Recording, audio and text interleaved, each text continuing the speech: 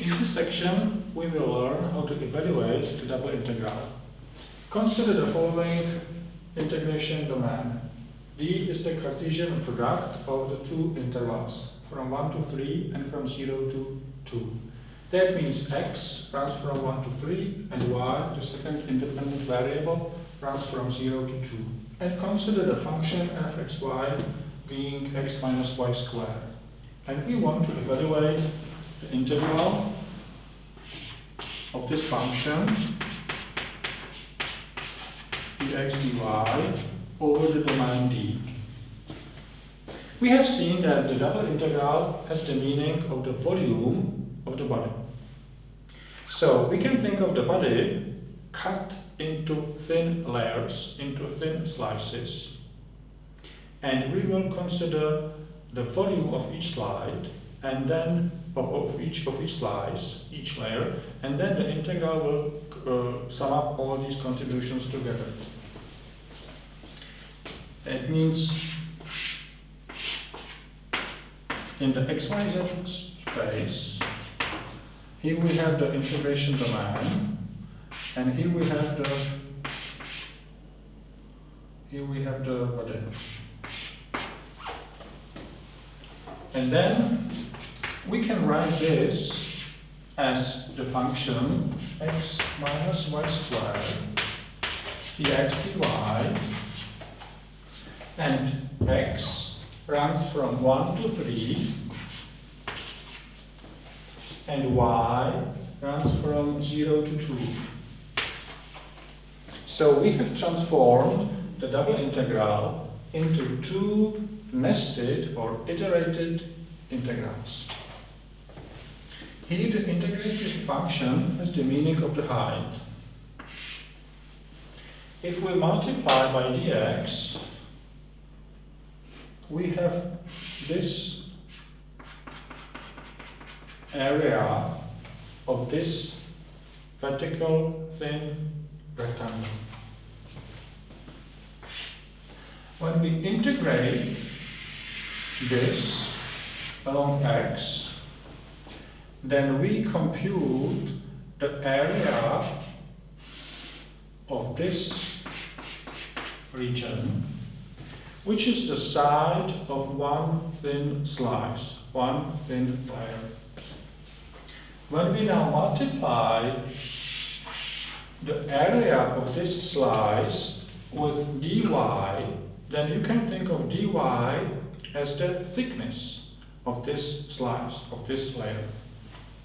So this has the meaning of the volume of one layer, of one slice. Multiplied by dy means that we consider this thin slice. And this outer integral accumulates all these contributions, all these volumes of these thin slices. And this is the total volume. So, and now to evaluate these integrals, well, we can use what we know about integral of one variable. Because in the inner integral, y is constant, and we integrate as a function of x. So the antiderivative to x is x squared half minus, and this is a constant. So the integral of a constant, the antiderivative is x times the constant. And we evaluate this for x is 1 and x is 3. It's a good idea to write not just the value, but also the variable where the value goes. Because if you write 1, it's not absolutely clear whether you put 1 to x or y. So this is the inner integral. And then after we evaluate this, we will integrate this from 0 to 2 dy.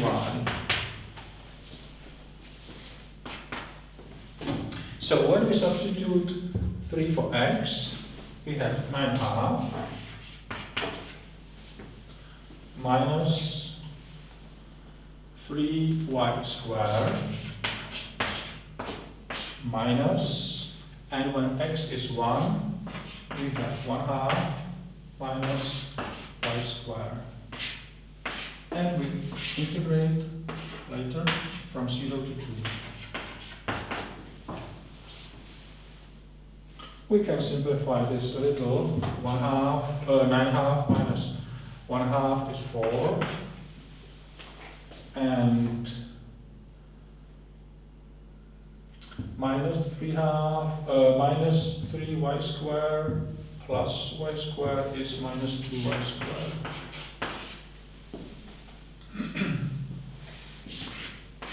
So this is the integrated function, and we can find the antiderivative, which is 4y minus 2/3 y cubed. Y goes from 0 to 2. So when y is 2, we have 8 minus 16/3 minus 0, which is 0. So this is 24 minus 16, which is 1/3, right?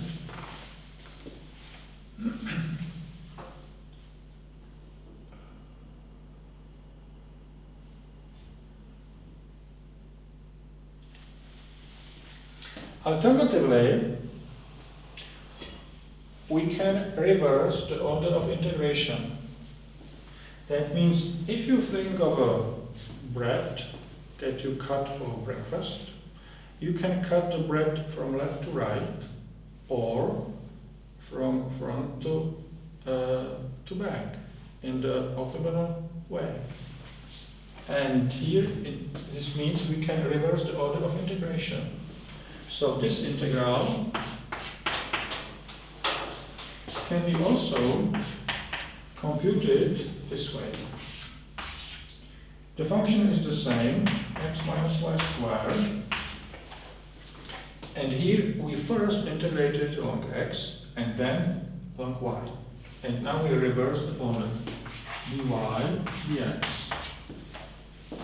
And then we rewrite the limits. Now y runs from 0 to 2 and x runs from 1 to 3. It's a good idea to use this convention that the inner integral corresponds to the inner differential and the outer integral corresponds to the outer differential.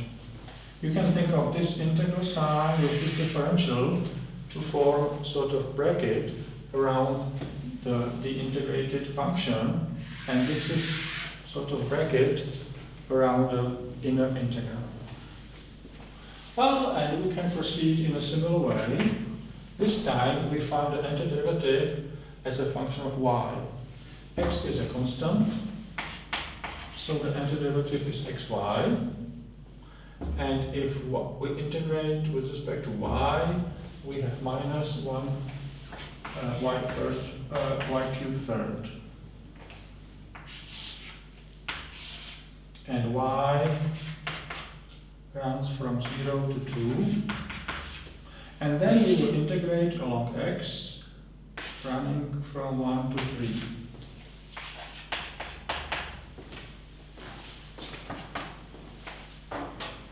So when we copy the integral, when y is 2, we have 2x. And when y is at minus 8/3, and when y is 0, we have 0. And we integrate this along x. So the antiderivative is x squared minus 8/3 x. X running from 1 to 3. When x is 3, we have 9 minus 8 And when x is 1, we have 1 minus 8/3. Hopefully to get the same result. 1 minus 1 is 0, minus minus is plus 8/3. Yes, the same result. We can generalize this experience into theorem, which has the name Fubini's theorem.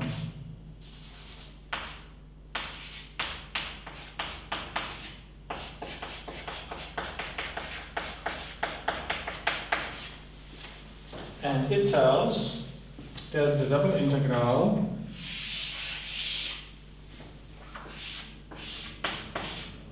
over the set D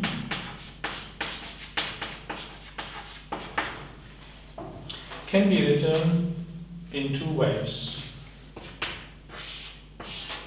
If D is Cartesian product of the interval AB and the interval CD, that means x runs from A to B and y runs from C to D, then we can write it as fxy dx dy, where x runs from A to B and y runs from C to D, or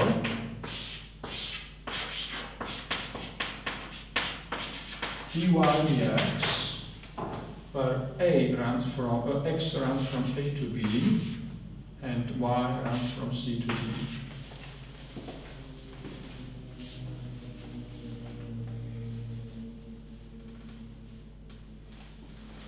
And then, when the function fxy can be decomposed, can be separated, can be written as a product of two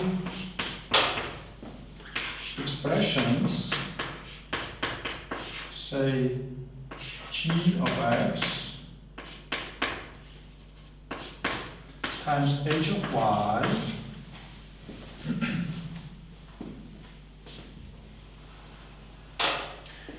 then the integral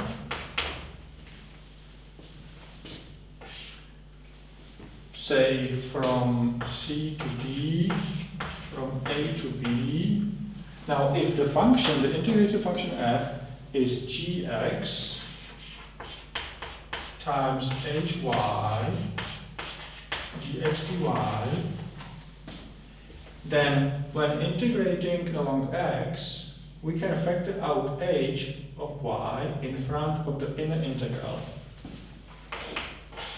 Integral from C to D, h y, integral from A to B, gx dx dy.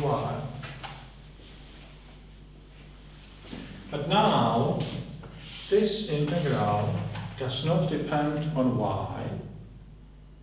So as a function of y, it's a number, it's a constant. Actually, it does not depend on x either. So this is really a constant value, one real number. And when we multiply by this number, we can factor out this integral in front of the outer integral. And then we get integral from A to B, gx dx, times integral from C to D, hy dy. And we can write the double integral as a product of two definite integrals, these two parts of the integrated function f. This is quite convenient, and it works when the integration domain is a rectangle and when the function can be written this way.